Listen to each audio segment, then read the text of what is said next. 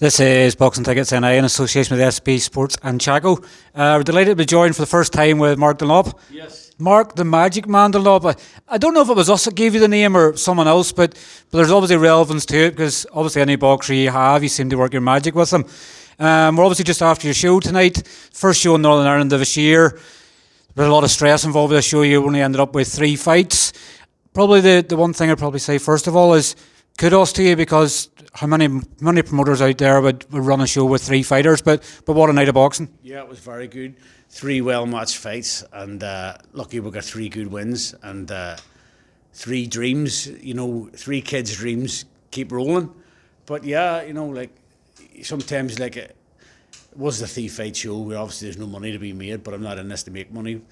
But as I said to some of the other guys earlier, I look at Michael McKinson, who's fighting in America tonight, earning a great purse.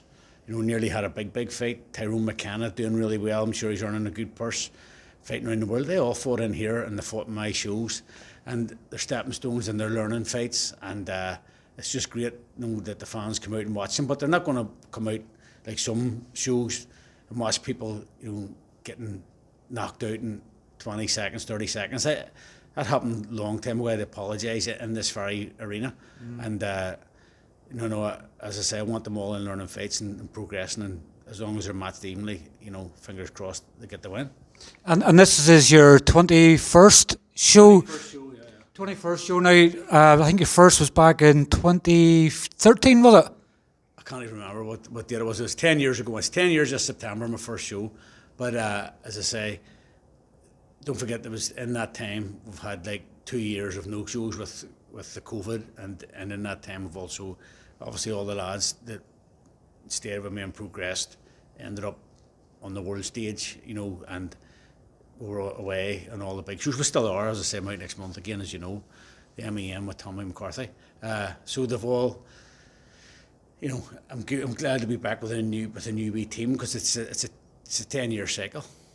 And obviously, you're very busy. Obviously, this year you'd Nick obviously winning the Scottish title the other week, and that was, I think, his first Scottish title in 71 years. Yeah. You'd obviously Eric Donovan had obviously come up short against Robeisy Ramirez. Yeah. You'd obviously your card tonight. You've Tommy out again in 4 weeks' time, and I think you just announced tonight on Instagram as well that obviously your next show here in Europe on the 14th of May. Yes, yeah. As I say, it's been a very busy time. The wife goes mad, but obviously it's just the way it is. I live for boxing. It's a passion with me. It's not. I'm very, very lucky that I don't depend on it for a living. So that's what lets me keep doing what others fail to do or do. So yeah, the busy time coming up. Tommy's out, and as I say, when we were talking over this fight with Frank Smith, we were talking purses, we were talking a ring, and I said, no, Tommy is the champion. You know that, and the reason he's not the champion is because he didn't get one judge's score who was totally off the radar, and that same judge done it again against Jack Catterall, and obviously he's been downgraded. So hopefully we'll get 3 honest, neutral judges. I'm not saying he was dishonest. His opinion just didn't agree with what I thought and half of England and Ireland thought. So yeah, Tommy will get his redemption as well. And Eric, sorry, go ahead. And then Eric, as I say, I love Eric Donovan. He's unbelievable. We're on the phone every day. He's a real good guy. He deserves another crack, and he's going to headline the next show.